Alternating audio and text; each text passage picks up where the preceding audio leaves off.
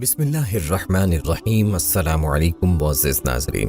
طوفان نوح کے بعد نسل انسانی کا پہلا معلوم مسکن جزیرۃ العرب تھا، جہاں سے ہجرت کر کے شامی قبائل شاخ در شاخ مشرق اوسط میں آباد ہوئی۔ حضرت نوح علیہ السلام کی اولاد یافث، حام اور سام کا تعلق یہیں سے تھا۔ حام کی اولاد بنو کوش، مصرائیم، کنعان اور فوت یا سام کے 5 بیٹے عیلام، عاشور، اسیریا، ارفخشد، لود اور ارم یہیں سے نکل کر نسل در نسل پھیلتی چلی گئیں۔ بنو کوش حبشہ جا کر آباد ہوئے، ان سے سبا عیقا کی نسل چلی۔ بابل کا مشہور بادشاہ نمرود بھی اسی خاندان سے تھا۔ مصرائیم کی اولاد مصر جا کر آباد ہوئی، جن سے ابتدائی فلسطین کا خاندان آباد ہوا۔ کنعان کی اولاد شام میں آباد ہوئی۔ کنعانی قوم سب سے پہلے جو فلسطین میں آباد ہوئی اور اپنے اثرات ڈالے۔ ان علاقوں میں جتنے بھی قدیم شہر ہیں وہ کنعانیوں نے آباد کیے۔ یہ قوم جزیرۃ العرب سے تقریباً 4500 سال پہلے آ کر یہاں آباد ہوئی، اس لیے اس جگہ کا نام ارض کنعان مشروع ہوا۔ موجودہ فلسطین کے رہائشی اسی قوم کی نسل ہیں۔ ان کے ساتھ اموری قوم بھی آ کر یہاں آباد ہوئی۔ اس کے بعد بحر متوسط کے مشرقی قومیں بھی ان کے ساتھ ملتی گئیں۔ جزیرۃ العرب سے جن قبائل نے شمالی علاقوں کی طرف ہجرت کی، ان میں یبوسی قوم بھی تھی۔ اس قوم نے القدس شہر کو آباد کیا۔ اسی بنا پر القدس کو اس قبیلے کی طرف منسوب کر کے بیبوس بھی کہا گیا۔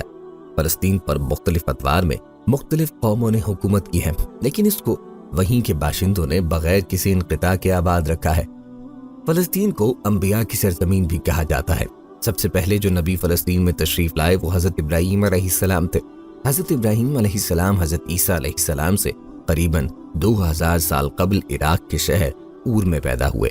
آپ جس قوم میں پیدا ہوئے وہ مشرک اور بت پرست تھی۔ آپ ابتدائی عمر سے بت پرستی کے خلاف تھے۔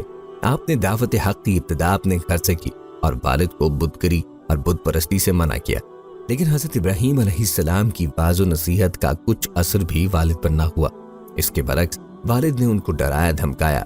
والد سے اس گفتگو کے بعد حضرت ابراہیم علیہ السلام کی قربانیوں کا دور شروع ہوا۔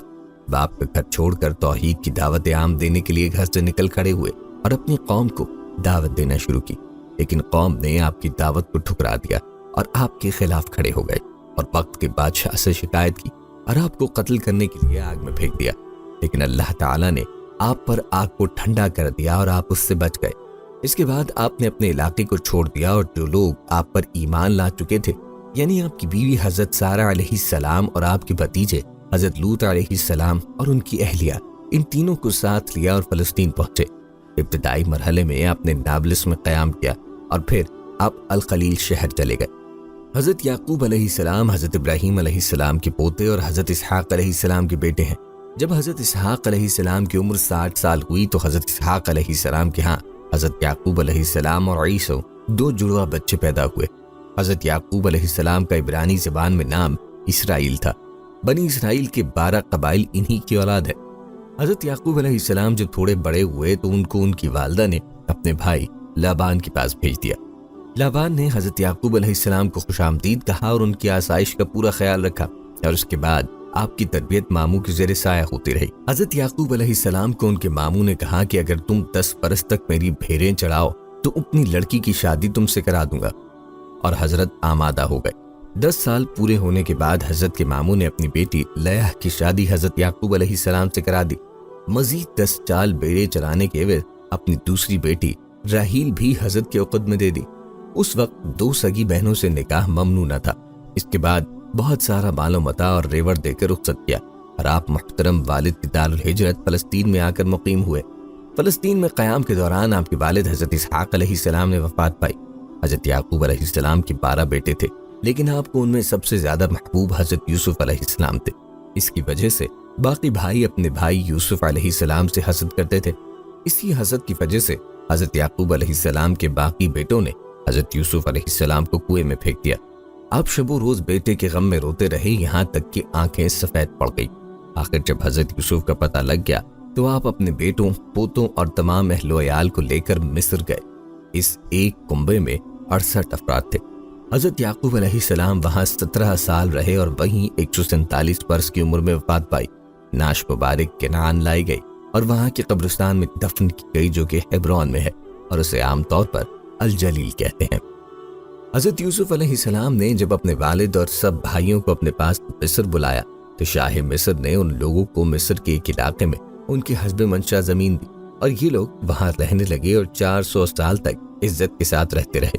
اس عرصے میں ان کی تعداد لاکھوں تک پہنچ گئی۔ اللہ تعالیٰ ان کی اصلاح کے لیے انبیاء بھی بھیجتے رہے۔ جب تک عمالقہ مصر پہ حکمران رہے، بنی اسرائیل کے آرام و آسائش میں فرق نہ آیا، لیکن جب اہل مصر نے عمالقہ کو نکال کر وہاں سر نو اپنی حکومت قائم کر لی تو بنی اسرائیل پہ سختیاں ہونے لگی اور مصر کی فضا فراغی کے باوجود بنی اسرائیل پہ تنگ ہو گئی اور ان کی خوشحالی و فارغ البالی اسرت و تنگی سے بدل گئی۔ بنی اسرائیل وہاں سے جانا چاہتے تب بھی مصر والے ان کو جانے نہ دیتے اور ان کو اپنا غلام بنا لیا۔ عمالقہ کی حکومت حضرت موسیٰ علیہ السلام کی پیدائش سے پہلے ختم ہو گئی تھی۔ حضرت موسیٰ علیہ السلام اور حضرت ہارون علیہ السلام دونوں حقیقی بھائی تھے۔ حضرت ہارون علیہ السلام حضرت موسیٰ علیہ السلام سے 3 سال بڑے تھے۔ جب حضرت موسیٰ علیہ السلام جوان ہوئے تو ایک مظلوم کی حمایت میں قبطی یعنی فرعون کی قوم کا ایک شخص آپ کی ایک مکھی کتاب نہ لاتے ہوئے اتفاقیہ طور پہ مر گیا۔ مصر میں شور مچ گیا۔ فرعون تک اس واقعے کی خبر پہنچی تو اس نے قاتل کی گرفتاری کے لیے وارنٹ جاری کیا۔ حضرت موسیٰ علیہ السلام کو جب خبر ملی تو مصر سے مدین روانہ ہو گئے۔ مدین پہنچ کر حضرت شعیب علیہ السلام سے ملاقات ہوئی تو انہوں نے حضرت موسیٰ علیہ السلام سے 8 سال خدمت میں رہنے کے لیے کہا۔ آپ نے منظور کر لیا اور خدمت شروع کر دی۔ حضرت شعیب علیہ السلام نے آپ کی دیانت و امانت داری سے متاثر ہو کر اپنی بیٹی کی شادی آپ سے کر دی۔ طے شدہ مدت کے بعد آپ نے حضرت شعیب علیہ السلام سے واپس اپنے ملک مصر کی طرف جانے کی اجازت چاہی۔ اجازت کے بعد اپنی زوجہ کو لے کر روانہ ہو گئے۔ واپسی کے سفر میں اللہ تبارک و تعالی نے آپ کو نبوت سے سرفراز فرمایا۔ آپ نے اپنی قوم میں آ کر تبلیغ شروع کی اور ان کو فرعون کی غلامی سے نجات دینے کے لیے کوششیں شروع کر دی۔ آپ نے 20 سال تبلیغ کی جس کے 2 مقاصد تھے، فرعون اور اس کی قوم کو خدائے واحد و یکتا کی وحدانیت کی طرف بلانا، فرعون کی ظلم و استبداد سے بنی اسرائیل کو آزاد کرانا۔ اس کے بعد حضرت موسیٰ علیہ السلام کو من جانب اللہ حکم ہوا کہ آپ بنی اسرائیل کو لے کر مصر سے ہجرت کر جائیں۔ فرعون اور اس کا لشکر آپ کا پیچھا کرے گا لیکن آپ کا کچھ بگاڑ نہ سکے گا۔ حضرت موسیٰ علیہ السلام نے رات کو ہجرت کی۔ فرعون کو جب حضرت موسیٰ علیہ السلام کی ہجرت کا علم ہوا تو پورے مصر میں اعلان کیا کہ سب تیار ہو جائے تاکہ موسیٰ علیہ السلام اور بنی اسرائیل کا تعاقب کر کے ان کو پکڑ لیا جائے۔ حضرت موسیٰ علیہ السلام کا پیچھا کرتے ہوئے اپنی فوج کے ساتھ فرعون دریا میں غرق ہو گیا۔ دریا پار کر کے حضرت موسیٰ علیہ السلام اپنے قوم کے ساتھ وادی تیہ میں جا پہنچے۔ جب بنی اسرائیل نے میدان تیہ میں اطمینان کے سانس لیا تو اللہ تبارک و تعالی نے حضرت موسیٰ علیہ السلام پر وحی بھیجی، اے میری قوم، اس ارض مقدس میں داخل ہو جاؤ جسے اللہ نے تمہارے لیے لکھ دیا ہے، اور میدان سے الٹے پاؤں نہ پلٹ جاؤ کہ خسارے والوں میں سے ہو جاؤ۔ اور جہاد کا حکم ملا۔ حضرت موسیٰ علیہ السلام نے اپنی قوم کو مخاطب کر کے کہا کہ عمالقہ سے جہاد کر کے اپنا آبائی ملک جس میں بیت المقدس بھی شامل تھا واپس لے لو۔ اللہ تعالیٰ نے مجھ سے تمہاری کامیابی کا وعدہ فرمایا ہے۔ مگر اس قوم نے حضرت موسیٰ علیہ السلام کو ایسا جواب دیا جس سے ہمارے جیسے آدمی کی ہمت پست ہو جاتی، مگر حضرت موسیٰ علیہ السلام نے صبر و تحمل سے ان کی بات کو سنا۔ جب تک وہ لوگ وہاں موجود ہیں آپ اپنے پروردگار کے ساتھ جا کر جنگ کیجیے، ہم یہاں بیٹھے ہوئے ہیں۔ موسیٰ علیہ السلام نے عاجز آ کر اللہ کے حضور دعا کرتے ہوئے عرض کی، اے اللہ، اس قوم اور ہمارے درمیان جدائی کر دے۔ اللہ تبارک و تعالی نے حضرت موسیٰ علیہ السلام کو تسلی دی اور اس نافرمانی کی وجہ سے بنی اسرائیل پر 40 سال کے لیے اس شہر میں داخلہ حرام کر دیا۔ ارشاد باری تعالی ہوتا ہے، ارشاد ہوا کہ اب ان پر 40 سال حرام کر دیے گئے کہ اس زمین میں چکر لگاتے رہیں گے، لہٰذا تم اس قوم پر افسوس نہ کرو۔ اس 40 سالہ دور میں بنی اسرائیل کے پرانے سب لوگ مر چکے تھے، حتیٰ کہ حضرت ہارون علیہ السلام اور حضرت موسیٰ علیہ السلام بھی اسی میدان میں قیام کے زمانے میں وفات پا گئے تھے۔ حضرت موسیٰ علیہ السلام نے اپنی زندگی میں ہی حضرت یوشع علیہ السلام کو قوم عمالقہ سے جنگ کرنے کے لیے امیر جیش بنا دیا تھا۔ جب 40 سال کی مدت پوری ہو گئی تو اللہ تعالیٰ نے حضرت یوشع بن نون کو حکم دیا کہ بنی اسرائیل کو لے کر عمالقہ سے جنگ کرو اور اس قوم سے بیت المقدس کو فتح کرو۔ حضرت یوشع علیہ السلام نے اپنی قوم سے کہا کہ مجھے عمالقہ سے جہاد کا حکم ملا ہے۔ قوم نے اپنے نبی کی آواز پر لبیک کہا اور وادی تیہ سے نکل کر اپنے نبی کی قیادت میں بہادری اور دلیری کے ساتھ مقدس سرزمین میں داخل ہوئے اور اریحا کے مقام پر عمالقہ کے ساتھ جھڑپ ہوئی اور بنی اسرائیل نے دشمن کو شکست دی اور پورا فلسطین فتح کر لیا۔ بنی اسرائیل حضرت یوشع علیہ السلام کی قیادت میں ارض مقدس پر قابض ہو گئے۔ تو وہاں سے فلسطین میں عبرانی دور کا آغاز ہوا۔ ارض مقدس کو فتح کرنے کے بعد حضرت یوشع علیہ السلام بنی اسرائیل کی تربیت اور ان کو تورات کی تعلیمات سے اپنی زندگی کے آخری لمحات تک روشناس کراتے رہے۔ ان کے اندرونی معاملات اور جھگڑوں کے فیصلے کرنے کے لیے آپ نے محکمہ قضاء قائم کر دیا، جو حضرت یوشع علیہ السلام کی وفات کے بعد تقریباً 350 سال چلتا رہا۔ حضرت موسیٰ علیہ السلام کے دنیا سے رخصت ہونے کے تقریباً 350 سال تک بنی اسرائیل میں نہ تو کوئی بادشاہ پیدا ہوا اور نہ ہی پوری قوم کا کوئی ایک سردار تھا۔ خاندانوں اور قبائل میں سردار حکومت کرتے تھے اور ان کے جھگڑوں اور معاملات کے فیصلے قاضی انجام دیتے تھے۔ حضرت یوشع علیہ السلام نے جو محکمہ قضاء قائم کیا تاکہ قوم کے جھگڑے اور معاملات قاضی دیکھا کریں، ان قاضیوں میں سے اللہ تعالیٰ نے بعض کو نبوت سے بھی نوازا۔ ان میں سے ایک حضرت شموئیل علیہ السلام بھی تھے، جن کو اللہ تعالیٰ نے نبوت سے نوازا، اور قوم اسرائیل کی نگرانی کا کام ان کے سپرد ہوا۔ کیونکہ قوم کا کوئی ایک حکمراں یا سردار نہیں تھا، اس لیے ہمسایہ اقوام ان پر اکثر حملہ کرتی اور قوم بنی اسرائیل ان کا نشانہ بنتی۔ کبھی عمالقہ چڑھاتے اور فلسطین پہ حملہ آور ہوتے، کبھی مدیانی حملہ آور ہوتی تو کبھی آرامی چھاپا مارتی۔ آئے دن اس لوٹ مار اور غارت گری سے بری پوری اسرائیلی قوم منتشر ہو گئی۔ بنی اسرائیل پر عمالقہ کے ظلم و ستم جب زیادہ ہو گئے تو انہوں نے اپنے نبی حضرت شموئیل علیہ السلام سے درخواست کی کہ آپ ہمارا کوئی بادشاہ مقرر کر دیں جس کی قیادت میں ظالموں کا مقابلہ کیا جا سکے اور جہاد فی سبیل اللہ کے ذریعے دشمنوں کی لائی ہوئی مصیبت کا خاتمہ کیا جا سکے۔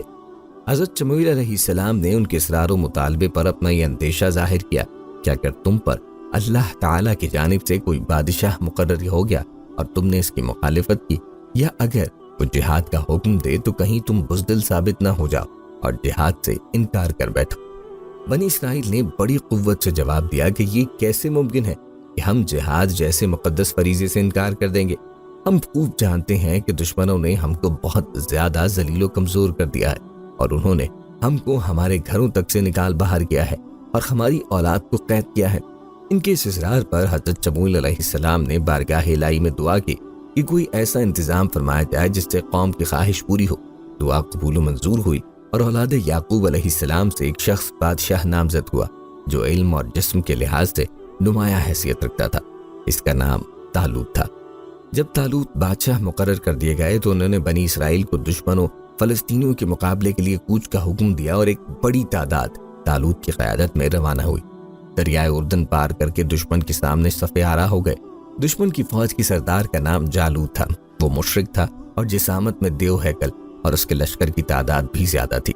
مجاہدین نے اللہ کی بارگاہ میں اخلاص و تضرع کے ساتھ دعا کی کہ اے اللہ، ہمیں صبر و ہمت عطا کر اور ہمیں ثابت قدمی نصیب کر اور دشمنوں پر ہمیں کامیابی عطا فرما۔ تورات اور تاریخی کتب میں مذکور ہے کہ جالوت کی غیر معمولی طاقت و قوت نے بنی اسرائیل کو متاثر کیا تھا اور اس کے سامنے پیش قدمی کی ہمت کرنا کوئی معمولی بات نہ تھی۔ لیکن بنی اسرائیل کے لشکر میں ایک غیر معروف نوجوان جو اس سے قبل نہ شجاعت و بہادری میں کوئی شہرت رکھتا تھا نہ جنگ آزمودہ تھا، جالوت کی مسلسل للکار پر مقابلے کے لیے آگے بڑھا۔ لیکن بنی اسرائیل کے بادشاہ طالوت نے انہیں روکا اور کہا کہ تم نا تجربے کار لڑکے ہو، جالوت کے مقابلے کو برداشت نہ کر سکو گے۔ لیکن اس نوجوان نے اصرار کیا اور آخر طالوت کو اجازت دینا پڑی۔ یہ بہادر نوجوان حضرت داؤد علیہ السلام تھے۔ اس وقت ان کو نبوت سے سرفراز نہیں کیا گیا تھا۔ یہ اپنے والد کے سب سے چھوٹے بیٹے تھے اور باپ کی جانب سے بھائیوں اور دوسرے اسرائیلیوں کی قبرگیری کے لیے آئے تھے۔ جب انہوں نے جالوت کی جنگی للکار کو بار بار سنا اور اسرائیلیوں کی پس و پیش کو دیکھا تو ان سے رہا نہ کیا اور جالوت جیسے دیو ہیکل تجربے کار آزمودہ جنگ کے مقابلے میں تنہا طور پڑے اور میدان جنگ میں جالوت کو للکارا۔ جالوت نے اپنے مقابلے میں ایک نوجوان کو دیکھ کر حقیرانہ انداز میں کچھ زیادہ اہمیت نہ دی، مگر جب مقابلہ شروع ہوا تو جالوت کو حضرت داؤد علیہ السلام کی بے پناہ طاقت کا اندازہ ہوا اور وہ اپنے دفاع کی فکر میں پڑ گیا۔ حضرت داؤد علیہ السلام نے موقع پا کر اس کے سر پہ پے در پے 3 پتھر رسید کیے اور جالوت کا سر پاش پاش کر دیا اور آگے بڑھ کر اس کی گردن بھی کاٹ ڈالی۔ جالوت کے قتل کے بعد جنگ کا نقشہ ہی بدل گیا۔ جالوتی طاقت شکست کھا کر بھاگ کھڑی ہوئی اور بنی اسرائیل فاتحانہ شہر فلسطین میں داخل ہوئے، دشمنوں کی سب سے بڑی طاقت سے نجات پائی۔ اس واقعے کے بعد فاتح سیدنا داؤد علیہ السلام کی شجاعت و دلیری کا ہر ایک معترف ہو گیا اور وہ ہر ایک کے دل عزیز رہنما بن گئے۔ حضرت داؤد علیہ السلام حضرت یعقوب علیہ السلام کی نسل سے تھے ان کا سلسلہ نسب حضرت داؤد بن عیشی بن عابد بن عوائس بن صلحون بن نشون بن عامی نادب بن عرم بن حسران بن فارس بن یہودہ بن حضرت یعقوب علیہ السلام بن حضرت اسحاق علیہ السلام بن حضرت ابراہیم علیہ السلام۔ حضرت داؤد کا اصل وطن بیت الحم تھا، جو یروشلم سے 10 میل دور جنوب میں واقع ہے۔ اس زمانے میں وہاں کا بادشاہ طالوت تھا۔ حضرت داؤد علیہ السلام نے فلسطینی سردار جالوت کو قتل کر کے بنی اسرائیل کو ایک بہت بڑے خطرے سے نجات دلائی۔ اس شجاعت و بہادری کے باعث حضرت داؤد علیہ السلام کو بنی اسرائیل میں انتہائی ناموری حاصل ہوئی۔ طالوت نے حضرت داؤد علیہ السلام سے اپنی بیٹی کی شادی کرا دی، اور طالوت کے انتقال کے بعد قوم نے عنان حکومت ان کے حوالے کی، اور وہ بنی اسرائیل کے بادشاہ منتخب ہوئے۔ حضرت سلیمان علیہ السلام حضرت داؤد علیہ السلام کے سب سے چھوٹے بیٹے تھے، جو بادشاہت کے زمانے میں یروشلم میں پیدا ہوئے۔ حضرت داؤد علیہ السلام کی وفات کے بعد بنی اسرائیل کی حکومت حضرت سلیمان علیہ السلام کے ہاتھ میں آئی۔ اللہ تعالیٰ نے انہیں منصب نبوت سے بھی نوازا، اور اپنے والد بزرگوار کے بعد انہی کی طرح نبوت اور حکومت دونوں کے وارث ہوئے۔ بیت المقدس، جسے یہودی ہیکل سلیمانی کہتے ہیں، حضرت سلیمان علیہ السلام ہی کے عہد میں تعمیر ہوا۔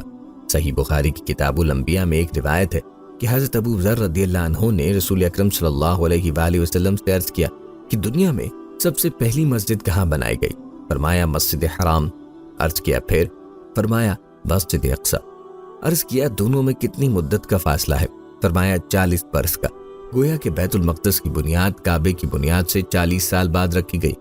قرآن مجید میں بتایا گیا ہے کہ دنیا میں خدا کا سب سے پہلا گھر مکہ معظمہ میں تعمیر ہوا ہے۔ گویا حضرت ابراہیم علیہ السلام اور حضرت اسماعیل علیہ السلام نے اس کی تجدید کی۔ اگر ہم کعبے کی بنیاد کو حضرت ابراہیم علیہ السلام کے وقت سے لیں تو سمجھنا چاہیے کہ عبادت کے اس مرکز کو پورا کرنے کے 40 سال بعد حضرت ابراہیم علیہ السلام کی اولاد جو فلسطین کی طرف گئی تھی، انہوں نے دوسرا مرکز تعمیر کیا۔ تاریخ سے ظاہر ہے کہ اس مرکز کا کوئی نشان باقی نہ تھا۔ حضرت داؤد علیہ السلام چاہتے تھے کہ اس مرکز کے مقام پہ ایک عالی شان عبادت گاہ تعمیر کریں۔ انہوں نے تعمیر کا مکمل سامان بھی جمع کر لیا تھا، لیکن تعمیر کی سعادت خدا نے حضرت سلیمان علیہ السلام کے لیے مقدر کی تھی۔ انہوں نے تخت نشینی کے 2.5 سال بعد یروشلم کی ایک پہاڑی موریہ پر اس مقدس عمارت کی بنیاد رکھی۔ اللہ تبارک و تعالیٰ نے حضرت سلیمان علیہ السلام کو جنات پر بھی تسخیر فرمائی تھی۔ اس تسخیر کی بدولت حضرت سلیمان علیہ السلام نے ارادہ کیا کہ مسجد اقصی کے چاروں جانب ایک بڑا شہر آباد کیا جائے اور مسجد کی از سر نو تعمیر کی جائے۔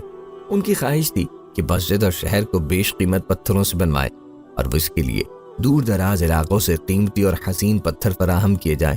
چنانچہ جنات سے یہ خدمت لی اور وہ دور دراز علاقوں سے خوبصورت اور بڑے بڑے پتھر جمع کر کے لاتے اور شہر بیت المقدس کی تعمیر کا کام انجام دیتے، کیونکہ اللہ تعالیٰ نے جنات کو ایسی مخلوق بنایا ہے جو مشکل سے مشکل اور سخت کام انجام دے سکتی ہے۔